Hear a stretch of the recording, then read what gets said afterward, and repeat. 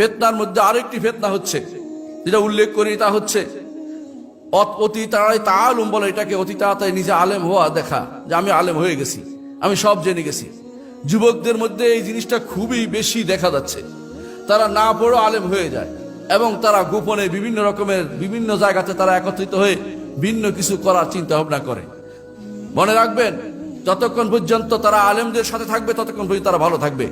নিজেরা কোনো কিছু করতে চাইবে, এরাই ফিতনায় পতিত হবে, এরাই ফিতনায় পতিত হবে এবং এরা পরবর্তীতে তারা বিভিন্নভাবে সন্ত্রাসী কর্মকাণ্ডে জড়িয়ে যাবে, কারণ তারা দিন থেকে দূরে সরে যাচ্ছে। আলেমদের সাথে থাকতে হবে। আপনি কোনো ছেলেকে, কোনো আলেমকে পরীক্ষা করতে হয়, কোনো ছাত্রকে, তাহলে দেখবেন সে কতটুকু আমাদের ওলামায়ে দ্বীনের অনুসরণ করে চলেছে। কাদের দুই একজন নাম বলি, আপনাদেরকে বুঝতে পারবেন।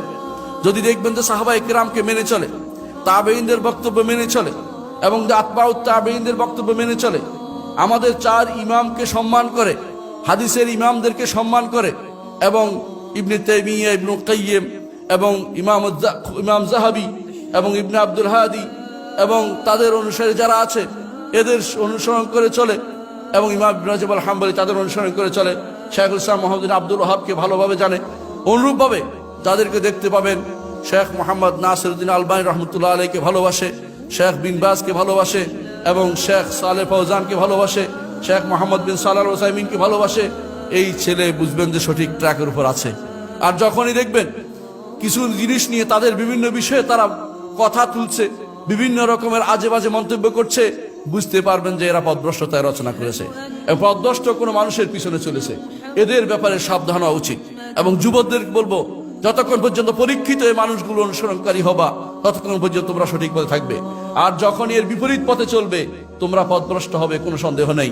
এই জন্য আলেমদের সাথে থাকতে হয়, আলেম বলে পরিচিত লোকদের সাথে থাকতে হয়।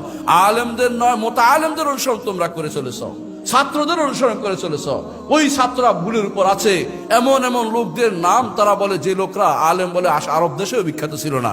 তারা শুধুমাত্র হয় কোথাও তারা দাস দিয়েছে, আলোচনা করেছে, কোথাও তারা হয়তো কোনো যুদ্ধে গেছে, সেখানে কোনো ব্যক্তি কোনো একটা কথা বলেছে, সেটাকে তারা বলে বেড়ায়। কিন্তু সত্যিকার আলেমে দ্বীন যারা ছিল, যুগে যুগে যারা আলেম বলে বিবেচিত হয়েছে, এদের অনুসরণের বাইরে যদি কেউ ভিন্ন কোনো পথ এবং মতকে রচনা করে চলে, তাদের সম্পর্কে খারাপ ধারণা করে, তারা আসলে আলেমে দ্বীন বলে বিবেচিত হবে না এবং এই সমস্ত ছাত্রগুলি যে কোনো সময় বিভ্রান্ত হতে পারে। এই জন্য রাসূলুল্লাহ সাল্লাল্লাহু আলাইহি ওয়াসাল্লামের হাদিসটা আমি সবসময় স্মরণ করি।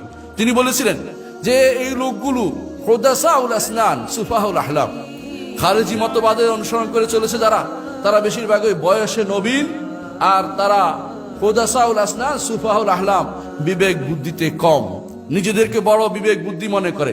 পাগল কোনোদিন নিজেকে পাগল মনে করে না, পাগল মনে করে সে সবচেয়ে বড় জ্ঞানী মানুষ। আপনি যত পাগলের কাছে দেখবেন দেখবেন সে বহুত কিছু আপনাকে জ্ঞান ঝাড় দিচ্ছে। মনে রাখবেন, বুদ্ধিমান ওই ব্যক্তি যে ব্যক্তি শিখার চেষ্টা করে, জানার চেষ্টা করে এবং জানার সোর্স খুঁজে পায়।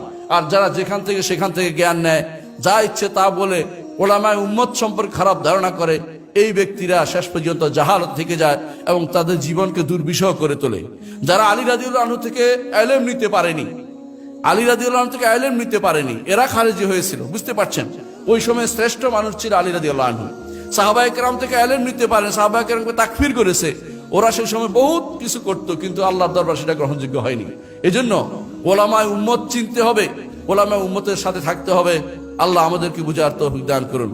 আল্লাহ আমাদের সবাইকে আপনি ক্ষমা করে দিন। আল্লাহ আমাদের সবাইকে আপনি সুন্নাহর উপর রাখুন। আল্লাহ আমাদের সবাইকে আপনি কিতাবের উপর রাখুন। আল্লাহ কোরআন এবং সুন্নাহকে মানার তৌফিক দান করুন। কোরআন এবং সুন্নাহকে সালফে সালেহিনের আদর্শ অনুসারে মানার তৌফিক দান করুন। আল্লাহ আমাদেরকে ফিতনা থেকে বাঁচিয়ে দিন। আল্লাহ আমাদেরকে খারিজি ফিতনা থেকে বাঁচিয়ে দিন, শিয়াইজমের ফিতনা থেকে বাঁচিয়ে দিন, মুতাজিলাদের ফিতনা থেকে বাঁচিয়ে দিন, জাবরিয়াদের ফিতনা থেকে বাঁচিয়ে দিন, কাদেরিয়াদের ফিতনা থেকে বাঁচিয়ে দিন। আল্লাহ আমাদেরকে তথাকথিত লিবারালিজমের ফিতনা থেকে বাঁচিয়ে দিন, তথাকথিত সেকুলারিজমের ফিতনা থেকে বাঁচিয়ে দিন। আমাদেরকে আপনার দিন, আপনার আল্লাহর দ্বীনের উপর সুপ্রতিষ্ঠিত রাখুন।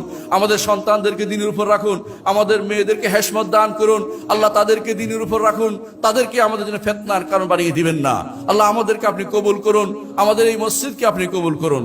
আল্লাহ তাকওয়া মসজিদকে আপনি কবুল করুন, মানার হুদা বানিয়ে দিন। এর মাধ্যমে সারা সিলেট সহ সারা বাংলাদেশে আপনি আলোক ছড়ানোর ব্যবস্থা আপনি করে দিন। আল্লাহ আপনি কবুল করুন, আল্লাহ আপনি কবুল করুন।